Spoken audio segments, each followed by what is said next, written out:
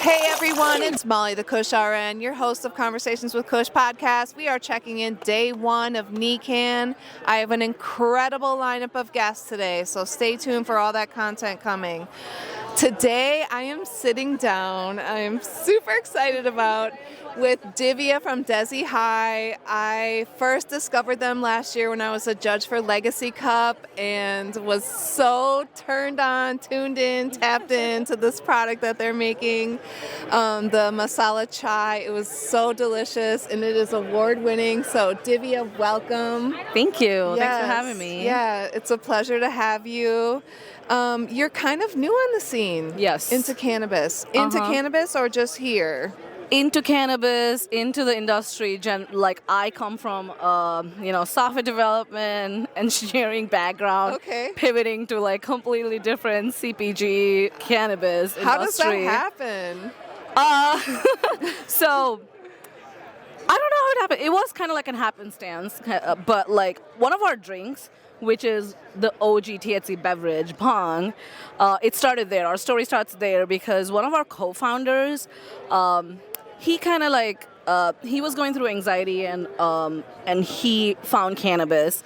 And bhang itself is such a popular drink in India and other parts of South Asia too. And it is the OG THC beverage, as we call it. It dates back to like 3,000 years of history. Right. And when THC beverages started popping up everywhere in the Twin Cities in Minnesota, there was no representation. But this is traditionally consumed for a lot of festivals, especially Holi, which is a festival of colors. Okay. And one Holi event or party, one of our like early co-founders made that drink for us at home. It was a kitchen sink formula, and we were like, why don't we just make this into a product? Yeah. And it was just a passing, fun comment, but 2 years ago we started working on it. Sure. We really thought about it, and we were like, everywhere we went, we saw seltzers.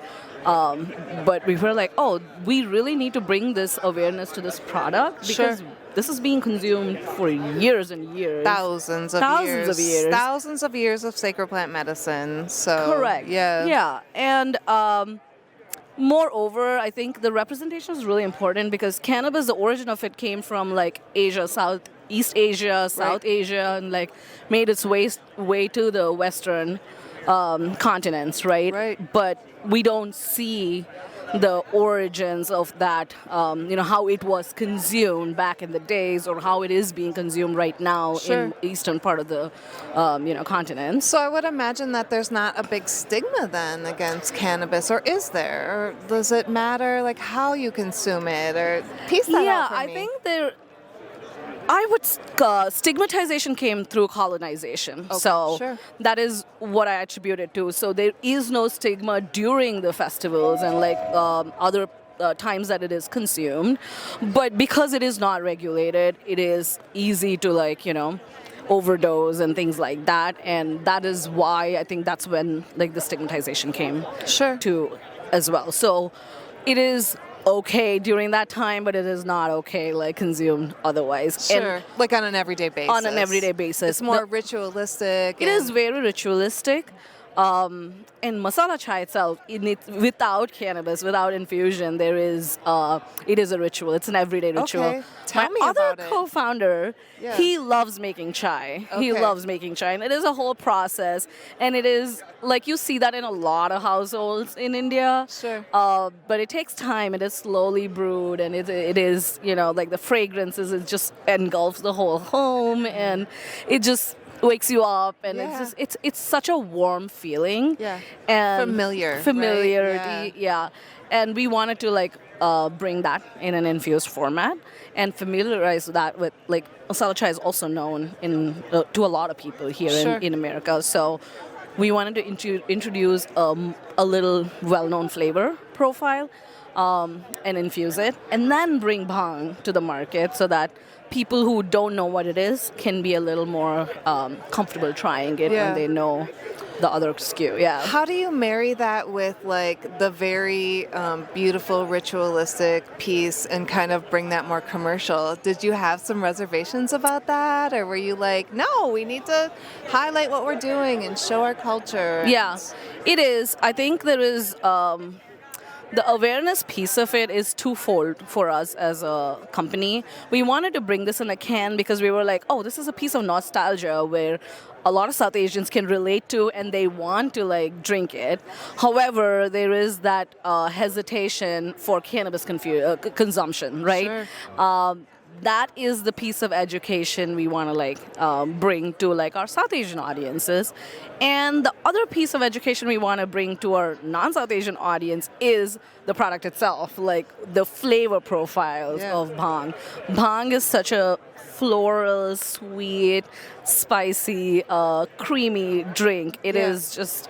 It's so nice. Like it's comfort. It's nostalgia. But like people who aren't aware of these flavors, they're taken aback because when I say THC beverage and I'm like sampling at these events and they take a sip and they're like, whoa, they're not expecting that burst of flavor in their mouth. So good, right? Yeah. That's always been my hesitation with drinks is that, I'm not a big seltzer drinker, and, I love chai. I love coffee and chai. And so like that was a really big selling piece for me too. I was like, oh yeah, give me some of that one. Yeah. So it's nice to have that diversity in the market. I think so too. And that is what is important for me as a founder, as a person working to like, bring visibility to this product. Yeah. That is important. Just being in this industry and kind of like reclaiming some of the stories where it came from is important. I know for like beverage industry itself, we probably came in a little later, but this is such a unique drink, and we want to pave path for this. Yeah, and it doesn't matter when you show up authentically when you get there. It's showing up is the important part, right? And we're all going to be able to separate ourselves and stay and get into our lane and really lean in. Yeah. So kudos to you. Yeah. I hope so. I hope people can receive it, can see it, find it, and like we're able to get it on shelves and get it to a lot more people. Yeah. And that is the goal. But for me, what is important is making the product was important. Yeah. Bringing it to a broader audience was important. Well, I love that you really just stayed true to like who you are as a person and tapped into your culture and really expressed and wanted to bring your culture to the masses, And with cannabis, like, come on. Yeah. It's fun, but it is also very intimidating to be in an industry where I have no idea what is going on. Yeah. Talk about some of the other challenges you faced as a woman entrepreneur out here. I think like there have been so many roadblocks, and just figuring out how to navigate them has been very challenging.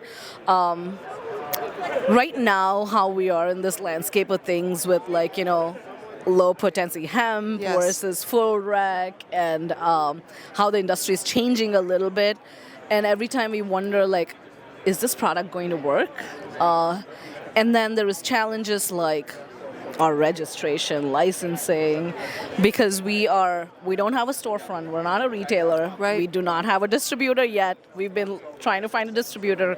Most distributors are pivoting to full rec right now. And there is a chicken and egg situation going on. Every time I'm reaching out to distributors, they're like, oh, show me that you're selling well in 30 accounts or 30 places, then I'll on board you. And every place I go to like promote my product, they're like, oh, do you have a distributor? And I'm like, how do I solve this problem? Right. Oh, I got you, girl. I got a couple connects for you. Stick with me. Okay. And then second challenge is it's a cream-based product. First, when we started it, traditionally it is made with milk, dairy. And we worked with an amazing food scientist who helped us nail down the authentic taste of the product without having that aftertaste of the THC in it, right? So we were so proud of it, so excited of it. We launched it. The very next week, there was a statute that came out saying like milk, No dairy, and no like dairy, yeah. THC cannot be combined. Yep. So instantly our product became illegal. Right. So we were like, okay, what do we do now? Like we Yeah. spent so much money and like it was all like self-funded and Sure. I've put in like my savings into this and created something and Yeah. we did a very small pilot thing. We've also gotten lucky in the process. I didn't produce a whole large batch at Sure. that point. So it was smaller amount and we found really cool people to like help us with that. Good. So it was not a huge loss, but then now I don't know how to proceed. So I'm not like I need to go back to the drawing board and restart again. Okay. And we were like, I don't know what we should do. We should like some of our like co-founders. I'm still the sole proprietor in the company, and I own it. But I've been like I have several advisors and Sure. like few people who started with me. Yeah. And they were all like, I don't know if it's a good idea to like still try to like restart. Yeah. But then These market pivots are just killing small businesses, and I don't mean to project that onto you, and Yeah. I know you're going to figure it out. I have every confidence in you, but yeah, it's tough. These pivots are tough Yeah. for people, and I wish that OCM would kind of understand that, like, and Mm-hmm. give people time to, like, and give them opportunities, even, like Yeah. infuse with money, like they could use grants and you know, Correct. things that could like bridge them through while they're figuring Yeah. things out. Yeah. And then we pivoted. Yeah. I worked with the food scientist again. We made a vegan formula, which is fantastic. And also because it's cream based, and there are a lot of like vegan drinkers as well. So it's Yeah. been the taste has not been compromised. So if you had my product, I it's love so it. yummy. I love it. Yeah. It's so good. It's so good. Yeah. Yeah, I love it. And, I love it too. And like Yeah. a lot of like my family friends, we just pop it and drink it. If we can't sell, it's fine. We're gonna Yeah. drink it. So it's really yummy. We took another year to go back and redo that whole thing and bring it to life. Yeah. And we got a few stores, and it was very exciting. We have like really good, like we're at like 8 stores right Yeah. now. Lucille's, I see, is carrying. Yeah, Like, I see you doing a Marigold, lot of- yeah, yes. Can of Joy, very Yeah. cool partners, Yes. Omnibulus, and Flipside. Like love the partnerships because they believe in our product. Yes. and that's what I'm going for now. Like I'm trying to sell it in liquor stores. We can't match the price because we use cashew butter, we use spices, we use like really like organic and like premium products to make Yeah. our drink, and our price point is high, and I can't match prices of Sure. most products that sell in liquor stores. Yeah. I would love to see it in coffee shops. Yeah.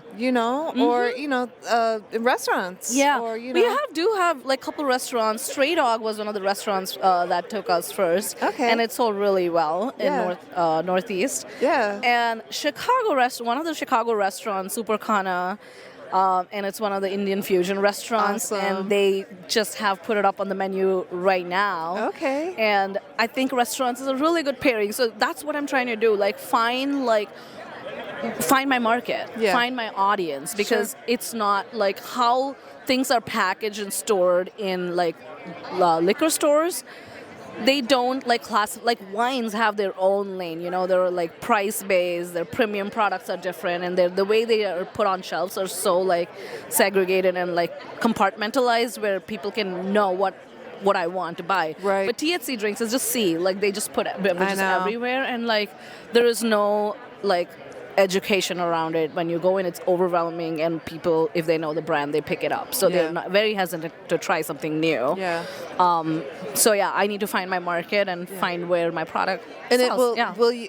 So we've talked a little bit about hemp and going full on rec. So one thing I want to say is that the policy work around that is really important. Like if Yep. you had to choose, would you stay in hemp or? I would want to stay in hemp. There are so many other flavor profiles that we want to bring to the Sure. market. Mango lassi is so popular. Oh my Really, gosh. everyone's been asking Dude, for I that. love Indian food so much. Yeah, anyway. it's Like, popular. And you're then just- there is- this is porn for me. Yeah, there are so many other flavor profiles and so many other drinks that I really want to bring to market. But the policies and like regulations and around it are like very hard to navigate and understand how I need to like move forward. Sure. So yeah, if everything was going smooth, I would love to stay in low potency hemp because that's also like the flavors are for South Asians. The flavors are so familiar, and they're not there yet for like consuming full rec products. Right. So Yeah, exactly. I want them to have an opportunity to Yeah. slowly be introduced into this world. Sure. Through low potency hemp, and that's the way I feel like. Yeah. Good. And I think there's so many opportunities, add other cannabinoids into that too, and that's really what people need as far as I'm concerned. Like, I'm medical cannabis focused, so I want to see hemp alive and thriving and out there so that people can really tap into the medicine that they need. Exactly. So. Yeah, and with our products too, it is. Everybody, I just got a review yesterday saying it's so unique, like because I think there is some sort of like chemistry happening with how we've designed our product and the emulsion that we use. Yeah. It gives a really like calming and like really sweet high almost. Yeah. Well, I heard you mention cashew butter. Yes. I mean, cannabis is lipophilic, so it's gonna glob on to anything that's fat-based, fat soluble, and that's going to work better in your body, Correct. too. So, yeah. It is such a fantastic product because of that, how it's like pairing together within itself, with the drink itself. Yeah. Right. And, how much of that's such a much better fit than to put it in a seltzer. I agree. I agree. Yeah. Gosh, you've done such a great job, Divya. I really, I cannot stop raving about that. Thank you. That chai. So yeah, I'm tuned in, tapped in, turned on by that. So great job. Thank you. Yeah. And we made like. We put bhang on all of our desserts. It's so cool because it's like you can put it on tres leches cake. Yeah. And then we made it in an ice cream the other day. So there's so many ways you can consume it. It's such fun ways to consume it, I definitely going to have to check that one out. I don't know that I have tried that one, but yeah. You should try it. I'm going to. It's sweet. It has that floral rose effect, and there's saffron, and there is like cinnamon and pepper, and it's one of it's our favorite drink. Yeah, I'm really into like spices and flavors and the flavor profile of things, and I've always been, like I said, I'm a big Indian food person, so yeah, and all of the spices and everything, it has a purpose. And if you're talking about like the medicinal aspect of it, 100%. and Ayurveda is so huge in like medicinal usage of it, and a lot of the spices contribute to that too. So it's just a wholesome drink. Yeah, I love that. Yeah. Any final thoughts? I think whoever's listening to this, like, I need a way to like make this product popular, and I've been trying. I go door to door every day. I fill up my trunk with my products, go to like cannabis stores, go to like restaurants, liquor stores, bars, wherever it is, because right now I'm in a process of finding that space where it can be discovered. How about co-ops? Co-ops too, but again, going back to co-ops, like the manufacturing licenses and everything around it, and we're doing everything we can to get all our ducks in a row. Every other day there's a new challenge for us. Right now we're looking for retort manufacturers, and that's important for us, the continuity of the product. We have a lot of inventory, but we really need to find a new co-packer right now because of how like the regulations and like the licensing is going. Our co-packer is no longer doing THC product, and our product is very unique because it needs certain to make it shelf stable. We need retort processing. It is heated to a very high extreme temperature because it's cream based. And there are not too many of them in the entire country, actually. There are very few of them that do that at a small scale. For new businesses and innovative beverages like ours, we need to have people just buy in on that. And for a business, it's a business, right? If it's not making money, if it's not making sense, they're not going to like do it. So with a lot of regulations that came up to this with the manufacturing thing, they pulled out to like apply for that license. Now I don't have a co-packer. So yeah, these are the challenges I face. I make such a great, unique product that can stand out and just like is very relatable to a lot of people, but I'm looking for continuity of it. I'm looking for distribution of it. I do have a few investors who are really interested in it, but if I don't show them the numbers that it is selling, then they're not gonna like opt in into it. Yeah, So for sure. yeah. Oh, these challenges, Divya. Yeah. I will support you and help you in Oh, any thank way you I so can. much. And Yeah. community, please Yes. support this woman. Yes. Support Try your this product. Our drink will yes. really speak for itself. You It can really eat, will. Yeah, you just try it and you will. It will You'll sell. be it. sold. Yeah, You will be sold. I Yeah. agree. Yeah. I believe in it, and I think there will be a way. I truly believe in this product, and hopefully, the universe will Yeah. sort itself out for me. So when people do want to support you, how can they find you? We're online, so you can find us at desihigh.com. And then we're at some of the stores, and on our website, I've also listed all the stores that we can we sell at. Yeah. But we're also like shipping out of state right now. There are a few non-alcoholic bottle shops that are a great place, great fit for our product. Yep. So all non-alcoholic bottle shops across the country, we're trying to market it and see if we can get on their shelves. So Yes, So indeed. find us on desihigh.com. Find us on socials, Desi_high. Yes. And hit me up. Yeah, hit her up. Yes, it's a really great product again, and thank you for being so intentional. you. And thank you for caring for who you are. Yeah. Through your product. You know, I always say that when people show up as their authentic selves, that's when people are going to gravitate towards you because they want to be close to authenticity, and they want to be close to the things that make people passionate, and they want to be close to the things that taste good. It tastes so great. You've got all three things working in And your it's favor. fully South Asian, co-founded, and it's woman-owned, it's queer-owned product. So support us. What are the milligrams? 10 milligram per can. It's 2 servings per can. You can have 10 milligrams or 5. Yeah. Or multiple cans, you know? So share one with Share one. someone, or Another cool thing is it can be like warmed up. You can pour chai into a cup, put it in a microwave, warm it up, Divya, and like have I've it. It tried can be in warmed all up. the have it- ways. Yeah. Yes. There I we go. love it. Yes. Yeah. Thank you. Thank you, Molly. Thank you for your time. Yeah, Thank of you for course, sharing yeah. your story with my audience. Of course, yeah. Yeah, I appreciate you. Thank you for having me. Thank you. Bye. Peace.